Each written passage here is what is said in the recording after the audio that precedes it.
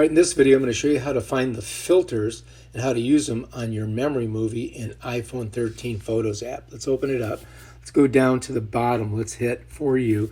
Now we're in a specific memory. If you go this way, you can find different ones. If you want to see them all, you click this and you can go up and down and find the one that you want to use. Let's just pick any one right here.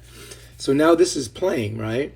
So what I can do to change the filters on it is I'm going to go ahead and press on here.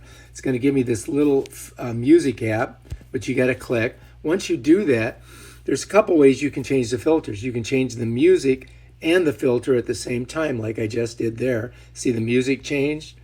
And you can go through those just like that. And those will change the music and it'll change your filter. But if you don't want to do that, you want to go ahead and do the filters by themselves, you come down here to that little filter icon, click it, and bam, Bob's your uncle. Now this is bright, right? If I wanted to do all black and white, I could click that. Then the circle shows up with a check, and now it's going to do that. And if I hit this, it'll hit done, and now all of these photos will be in black and white. Check them out. All right, so let's go back.